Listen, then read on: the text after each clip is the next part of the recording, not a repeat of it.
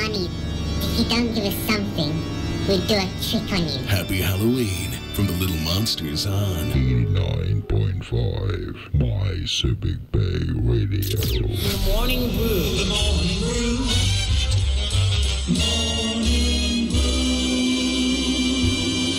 The Morning Brew. The Morning Brew. The Morning Brew. The Morning Brew. The Morning Brew. With DJ Tommy G. With DJ Tommy G. 89.5 radio, the way it should be.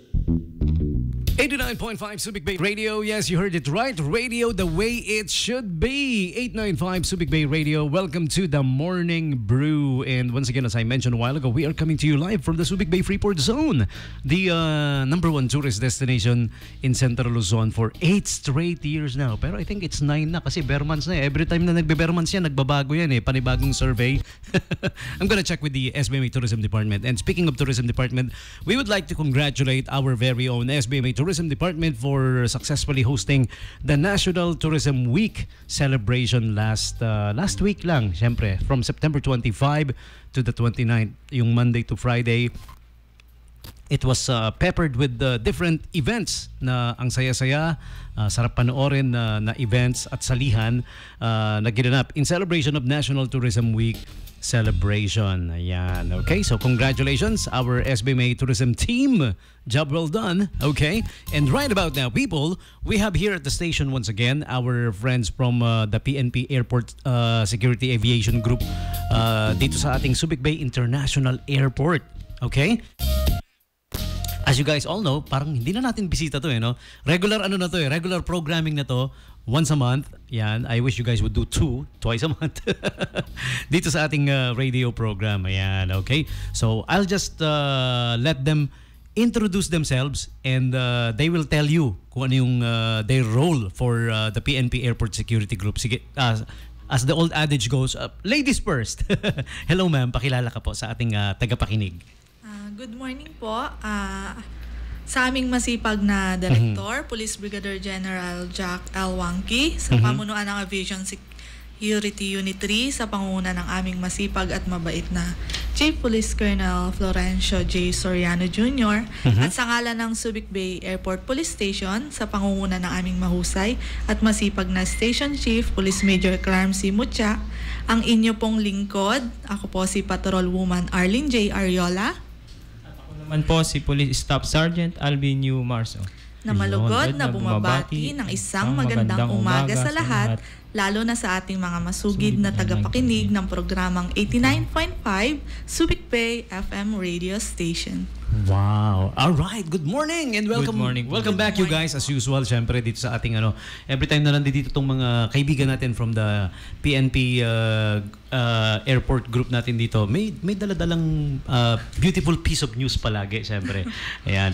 So let's get it on. Maari po ba tayong magbigay ng kaunting detalye patungkol sa duties and responsibilities na ng inyong kinabibilangang tanggapan?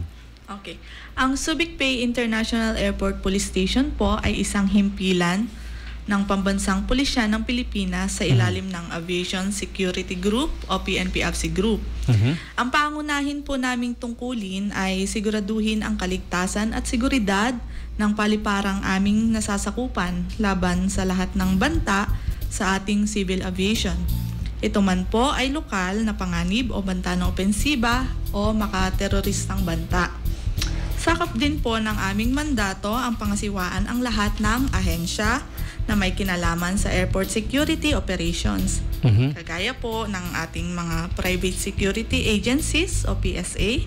At higit sa lahat, amin pong tungkulin ang ipatupad ang batas, mga direktiba at iba pang probinsyon ng batas na may kinalaman sa proteksyon ng ating mga kababayang naglalakbay sa pamamagitan ng sasakyang panghimpapawid.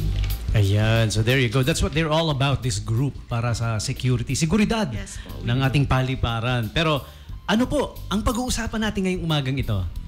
Thank you, DJ. Ang pag-uusapan po natin naman po sa umagang ito, sa nalalapit po na barangay SK election po 2023, Sangguniang Kabataan po, gaganapin po sa October 30, 2023, na napapanahon sa usapan natin sa paalala sa pagdating ng eleksyon. Mga paalala para sa... Yeah, okay. Sige po. Kailangan po nating pumili ng barangay kapitan at 7 miyembro ng sangguniang barangay. Para sa sangguniang kabataan election ay isang SK chairman at 7 miyembro ng SK naman po. Okay. And also po may mga paalala po tayo sa ating botante. Alamin, gumawa at gumamit. Una, alamin. AGG. Yes po. Alamin ang inyong precinct number at voting center. Okay. Pangalawa, gumawa. Gumawa ng listahan sa mga kandidatong iboboto. Okay. At pangatlo, gumamit tayo ng ballot secrecy folder sa pagboto. Okay. Huwag kunan ng litrato ang balota o gumawa ng kopya ng mga ibinoto. Huwag ipakita ang nilalaman ng balota liban na lamang sa asistor. At huwag burahin ang anumang imprenta sa balota at maglagay ng anumang marka dito. At huwag punitin o sirain ang balota. At higit sa lahat, no to vote buying and stop vote selling. Yun. Okay. That's very important, ano? Yes po. Okay. And mayroong inahandang paalala ang COMELEC na 8 hakbang sa pagboto, ano? Yes, DJ. Would you like to mention those 8 hakbang? Pakinggan niyo po to, 8 ito, ha? Yes. Sige po. Unang-una, DJ, lumapit sa electoral board at sabit ang iyong pangalan, Okay. present at sequence number ayon sa listahan ng botante na nakapaskil sa presinto. Okay. Pangalawa po, kunin ang balota na ibibigay sa electoral board. Kung ikaw naman ay 15 to 17 years old, SK ballot, isa. 18 to 30 years old naman po, SK ballot at isang barangay ballot. Okay. Pag ikaw naman po ay 31 years old at pataas, isang barangay ballot po. Okay. Pangatlo po, pumirma sa election day computerized voter list o EDCV-AIL.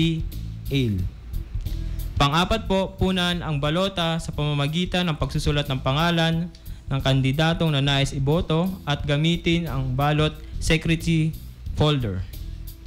Panglima naman po, tupiin ang balota sa pamamaraan na kung anong tinanggap at ibalik ito sa electoral board.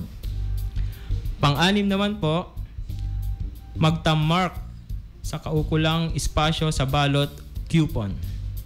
Pang-pito naman po, maglagay ng indibile ink sa iyong kuko sa kanang hintuturo.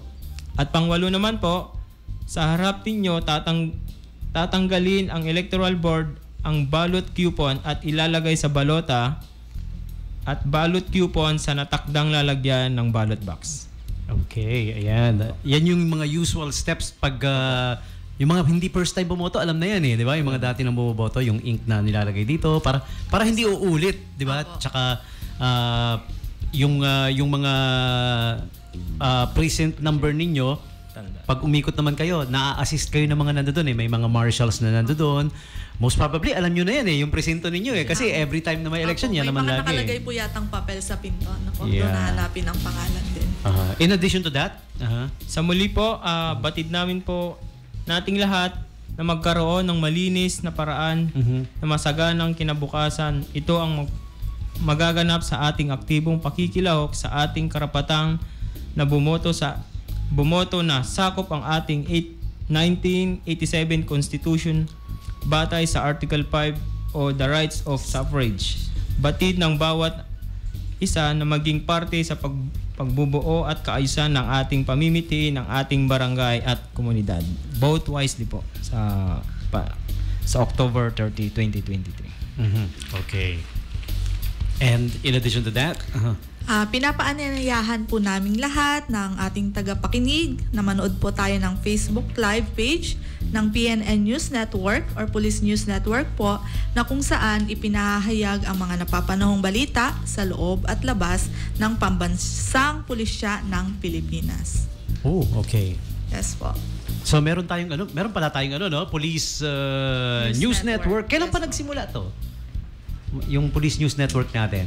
This is all over the Philippines, no? Opo. Yeah. Matagal na yung PNN. Matagal na po. Oh, meron pala tayo. Ngayon ko lang nalaman may PNN pala tayo. Nice. That's nice.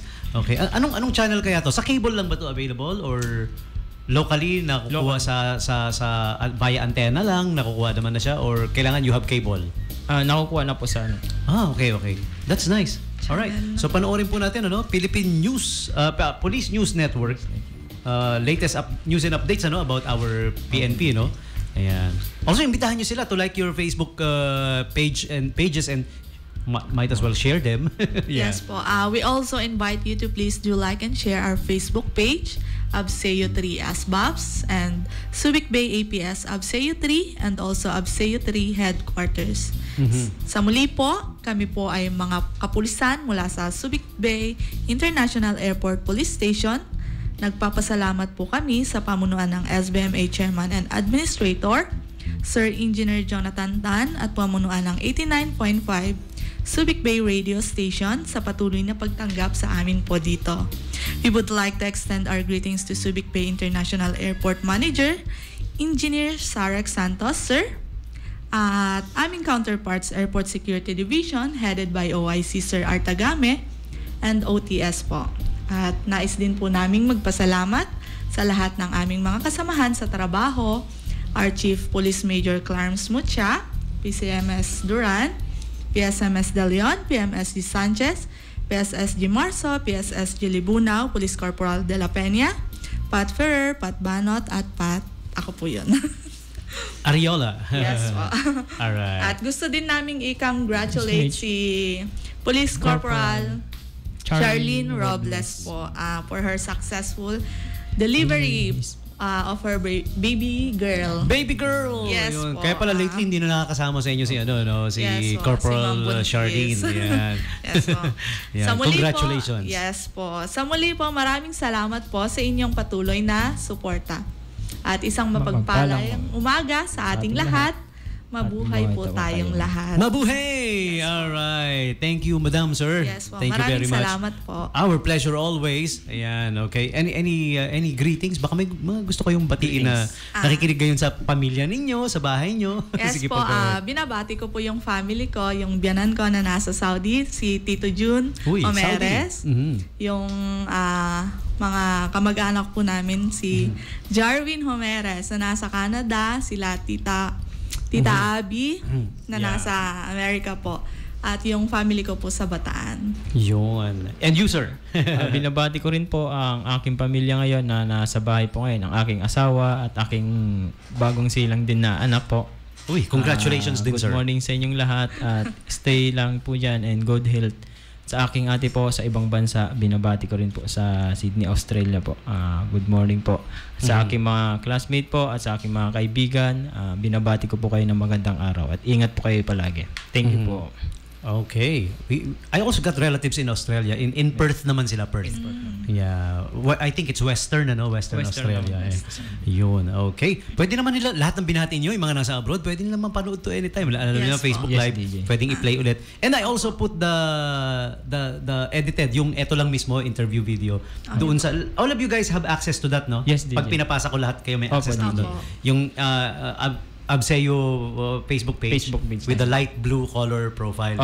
Yun. Okay, I'll do the same drill. Yes, later pagkatapos sa program papasa ko doon. Ayan. Okay. Again, maraming salamat po. Thank you for dropping by and delivering your latest news and update and reminder. Yan, napaka-timely ng mga reminder lagi ng ating PNP ABSE group dito sa ating radio program. Kaya I really love having them over here. Kung ano yung napapanood. Gaya nga ngayon, yung election na papalapit na, nagbigay sila ng reminder. Ayan. Okay, so salamat again, guys.